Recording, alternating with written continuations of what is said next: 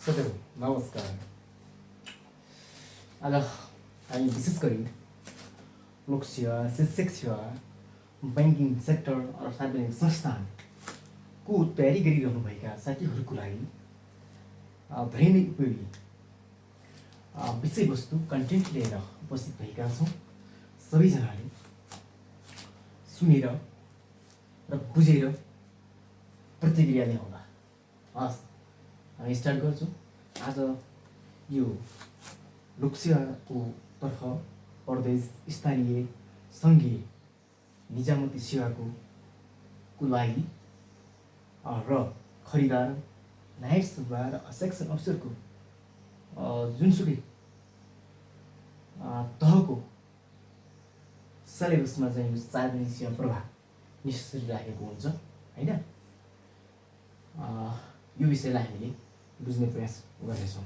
Okay, सार्वजनिक सेवा प्रवाह यो के रहेछ? सार्वजनिक सेवा प्रवाह हामीले कन्सेप्ट क्लियर गरेर पढ्नुपर्छ।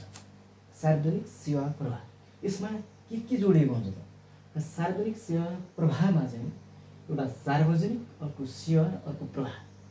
सार्वजनिक भनेको सरकारको, राज्य, सेवा भनेको डेलिभर गर्ने सशुल्क, निशुल्क र शुल्क हुन्छ। प्रवाह भनेको माध्यम र पुर्याउने एउटा प्रक्रिया भनेको सार्वजनिक सेवा प्रवाह भनेको। यसलाई हामीले क्लियरली के बुझ्नेछौँ भने सरकार वा सरकार बाहेकका संयन्त्रले होइन नागरिक वा जनताको हित, उन्नति र कल्याणको लागि सशुल्क, निशुल्क र शुल्कको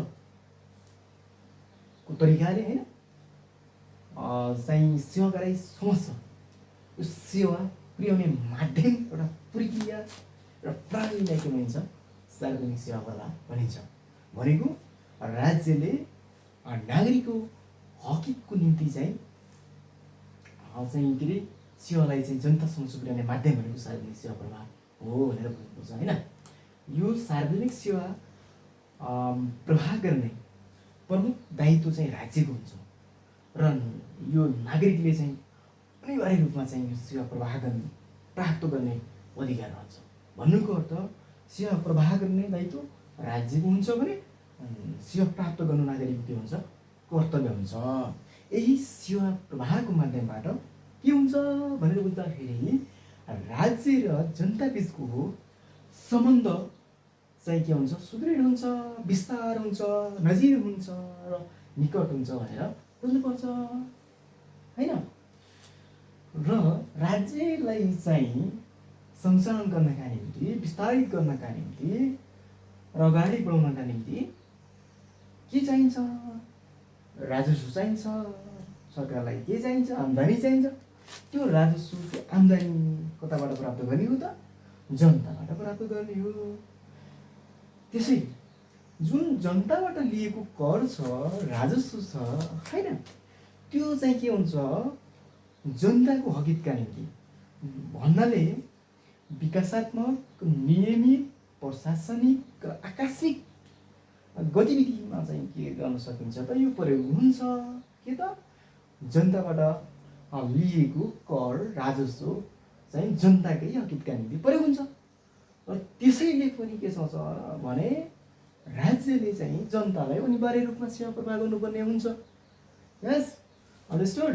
यस, यसले चाहिँ जनता र या नागरिक र राज्य बिचको सम्बन्धको सेतुको माध्यमको रूपमा यसले काम गर्छ। कसले काम गर्छ त? सार्वजनिक सेवा प्रवाहले काम गर्छ। अब आयो हामीले परिभाषा र यो सेतु, यो कुराहरू बुझ्यौँ होइन। अवधारणा भन्छ। यो सार्वजनिक सेवा प्रवाहको अवधारणा कसरी आयो त? यो अवधारणा भन्ने कुरालाई हामीले बुझ्नुपर्छ। यो अवधारणालाई हामीले कसरी बुझ्नुपर्छ भने यो अवधारणा चाहिँ नेपालमा कहिले आयो, विश्वमा यसको अवधारणा कहिले आयो, ठिक छ? यो चाहिँ किन आयो र यो कसरी आयो हो, यसको प्राचीनतम अवधारणा के छ र यसको आधुनिक अवधारणा के छ? यस, यो क्लियरली कुराहरू बुझ्न सकेको खण्डमा यो जुनसुकै च्याप्टर वा कन्टेन्टको हामीले के त कन्सेप्ट क्लियर गर्न सक्छौँ। प्रायः चाहिँ अवधारणा खरिदार नाजुर अवसरको जुनसुकै परीक्षामा पनि सोध्ने गरेको हुन्छ साथीहरू होइन। जस्तै अब सार्वजनिक सेवा प्रवाहको अवधारणा भन्छ होइन।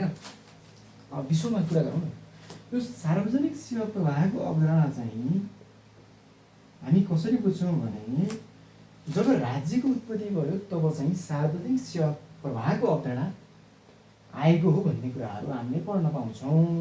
के त राज्यको उत्पत्तिसँगै सार्वजनिक सेवा प्रवाहको अवधारणा आएको। दोस्रो कुरा विश्वमा चाहिँ औद्योगिक क्रान्ति भयो।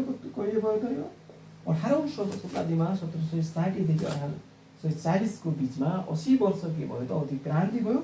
औद्योगिक क्रान्तिमा चाहिँ के भयो त बेलायतबाट तपाईँको चाहिँ यो चाहिँ निजामत योग्यता प्रणालीको सुरुवात भयो र त्यसपछि त्यो एउटा कन्सेप्टबाट पनि जो सार्वजनिक सेवा प्रवाहको अवधारणा आएको भनेर हामीले पढ्न पाउँछौँ।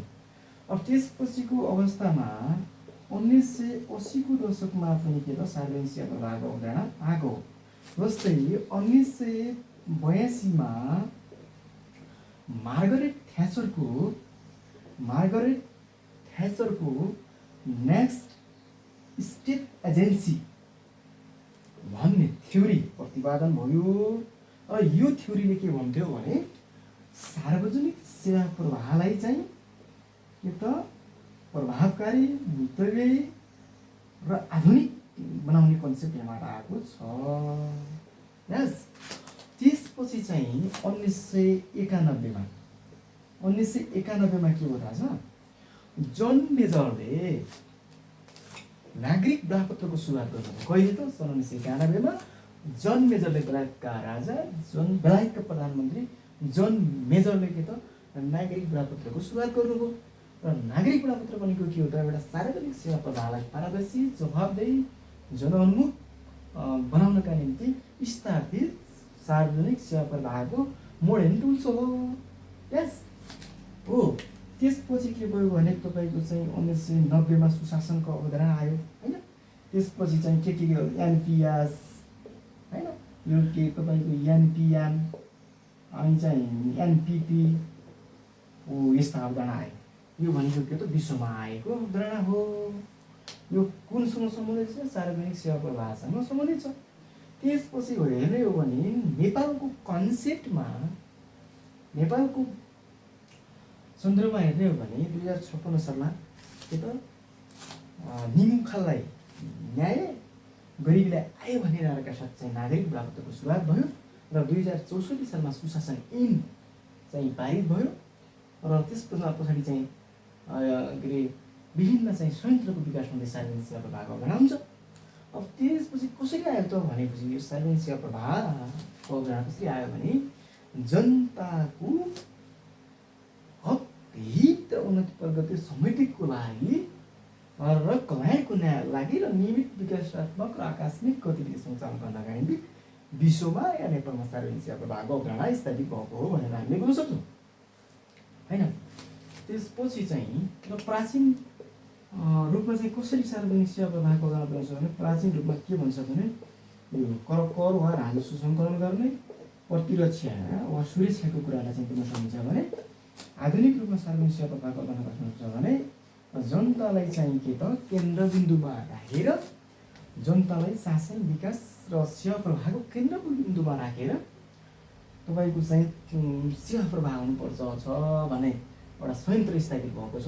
यो भनेको त्यो आधुनिक सेवा प्रवाहको अवधारणा भन्नुको अर्थ यसरी हामी बुझौँ कि सेवा हुन्छ नि, सर्भिस डेलिभरीको कुराहरू जुन छ नि त्यो चाहिँ सेवाको वरिपरि जनता नभएर जनताको वरिपरि सेवा पुर्याइनुपर्छ भन्ने मानेमा चाहिँ आधुनिक सेवा प्रवाहको अवधारणाले प्रस्ट्याउँछ भनेर भन्छ। अनि त्यसपछिको अवस्थामा यो सार्वजनिक सेवा प्रवाहको किसिम भन्छ। यो सार्वजनिक सेवा प्रवाहको किसिम भने के हो भने नियमित भयो, अनि आकस्मिक भयो, विकासात्मक भयो, ठिक छ। अनि त्यसपछि चाहिँ पूर्वाधार सम्बन्धी भयो, त्यसपछि चाहिँ कल्याणकारी सेवा भयो होइन। त्यसपछि मनोरञ्जनात्मक सेवा भयो होइन। त्यसपछि चाहिँ अनिवार्य सेवाहरू भयो यी भनेका के हुन् त तपाईँको सार्वजनिक सेवा प्रवाहका चाहिँ किसिम हुन्। यो सरल हामी बुझौँ होइन, इजिली तरिकाले बुझ्नुपर्छ, यो इजी नै छ। अब त्यसपछिको अवस्थामा चाहिँ के छ, हामीले सार्वजनिक सेवा प्रवाहको समस्या र समाधानका उपायहरू पर्छौँ। सार्वजनिक सेवालाई डेलिभर गर्दाको अवस्थामा के किसिमका सेवाहरू चाहिँ सेवा प्रवाह गर्दाखेरि के किसिमका चाहिँ समस्याहरू देखा पर्दछन् भन्ने कुरा बुझ्छौँ र त्यसपछि समाधानको कुराहरू बुझ्ने गर्दछौँ। र सार्वजनिक सेवा प्रवाह गर्दाखेरि हामीले यो समस्यालाई कुन प्याटर्नमा लेख्ने भन्ने कुरा हुन्छ क्या। पहिलो कुराहरू हामी चाहिँ जुनसुकै कन्टेन्टको पनि समस्या लेख्दाखेरि नीतिगत कानुनी समस्या, ठिक छ, त्यसपछि संस्थागत समस्या, ठिक छ, त्यसपछि कार्यक्रमगत समस्या, प्रक्रियागत समस्या, स्रोत साधनगत समस्या, सूचना प्रविधिगत समस्या, राजनीतिक समस्या, प्रशासनिक समस्या, नैतिक समस्या, प्राविधिक समस्या। यस सब कन्सेप्ट क्लियर भएर यो कुराहरू प्रत्येक चाहिँ समस्याहरूलाई मध्यनजर गरेर लेख्नुपर्ने हुन्छ। जस्तै सार्वजनिक सेवा प्रवाह को चाहिँ समस्या भन्यो होइन, म लेख्छु होइन, के लेख्नुपर्छ भने यसमा सार्वजनिक सेवा प्रवाह गर्दाखेरि अहिले हामीले मेन समस्या के छ भने एउटा छाता कानुनको रूपमा रहेको सङ्घीय निजामती सेवा ऐन, शिक्षा ऐन र प्रहरी ऐन के त भएको छैन त नि, तर्जुमा हुन सकेको छैन। यस, अनि त्यसपछि के छैन भने सङ्घ प्रदेश स्थानीय तहको चाहिँ अधिकार क्षेत्रको चाहिँ स्पष्टता हुन सकेको छैन र साझा अधिकार क्षेत्रको विषयमा चाहिँ के त कानुन बन्न सकेको छैन, ठिक छ। अर्को चाहिँ पर्याप्त मात्रामा संस्थागत संयन्त्रहरू स्थापित हुन सकेको छैन र संस्थागत संयन्त्रको सबलीकरण सुदृढीकरण हुन सकेको छैन, होइन, हुन सकेको छैन या हुन नसक्नु भनेरलाई पनि हुन्छ। अनि त्यसपछिको कुराहरूमा के लेख्ने त राजनीतिक समस्याहरू लेख्नु पऱ्यो हामीले होइन। राजनीतिक समस्या कसरी लेख्ने त असल राजनीतिक संस्कारको अभाव, राजनीतिक दृढता, इच्छा शक्ति, प्रतिबद्धताको अभाव होइन। त्यसपछि चाहिँ के छ, राजनीतिको अपराधीकरण, अपराधको राजनीतिकरण भएको पनि देख्न सक्छौँ हामीले, ठिक छ। अनि चाहिँ भ्रष्टाचार अनियमिततामा चाहिँ मौलिएको त्यो अवस्था पनि देख्न सक्छौँ। यो के भयो त राजनीतिक समस्याहरू हो। अनि त्यसपछि हामीले चाहिँ प्रशासनिक समस्या, प्रशासन क्षेत्र अन्तर्गत के समस्या छ, प्रशासनिक क्षेत्र समस्या अन्तर्गत के अरे समस्या अन्तर्गत के छ त पर्याप्त मात्रामा चाहिँ के अरे यो प्रशासनिक संयन्त्रको स्थापित हुन सकेको छैन।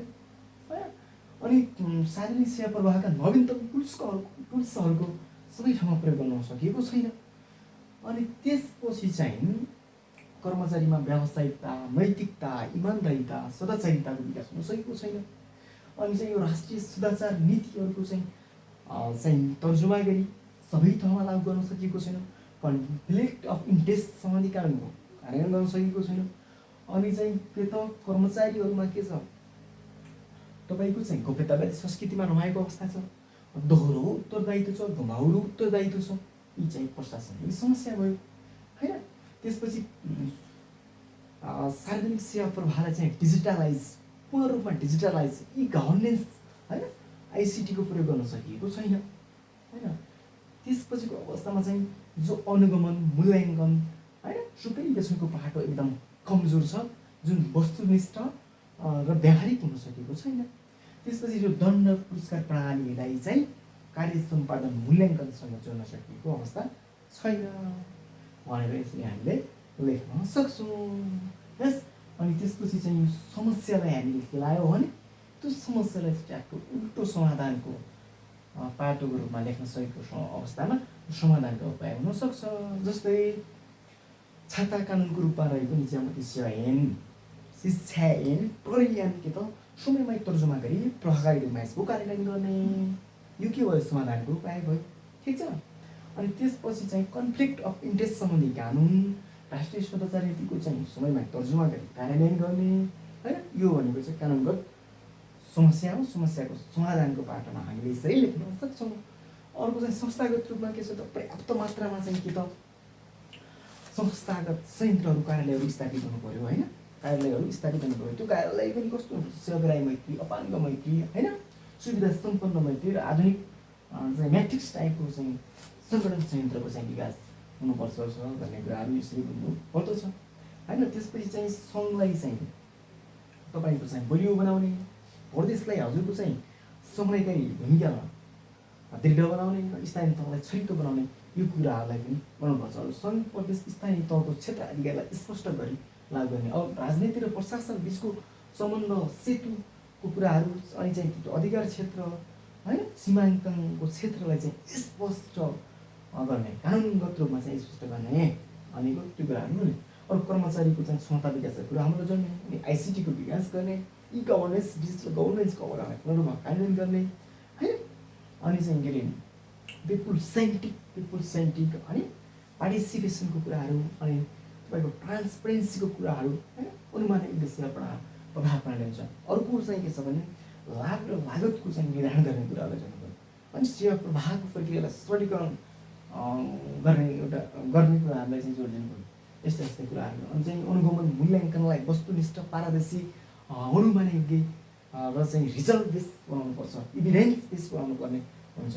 अर्को चाहिँ कार्य सम्पादन मूल्याङ्कनलाई चाहिँ दण्ड पुरस्कार प्रणालीसम्म चाहिँ के त आबद्ध गर्ने कुराहरूलाई चाहिँ सर्भाइस डेलिभरीलाई चाहिँ के त इन्टरकनेक्टिभिटीको माध्यमबाट चाहिँ अगाडि बढाउन सकेको खण्डमा सेवा प्रवाहलाई चाहिँ के त जनमुखी, जनसन्तुष्टि र सार्वजनिक सेवाको चाहिँ साखलाई उच्च बनाउन चाहिँ मद्दत पुग्दछ भनेर हामी यस्तो कुराहरू बुझ्न सक्छौँ। यो कुराहरू, यो सार्वजनिक सेवा प्रवाह एकदम इम्पोर्टेन्ट कुरा हो, जुन जरुरी छ र नर्मल च्याप्टर पनि हो, सबैमा कमन च्याप्टर पनि हो है।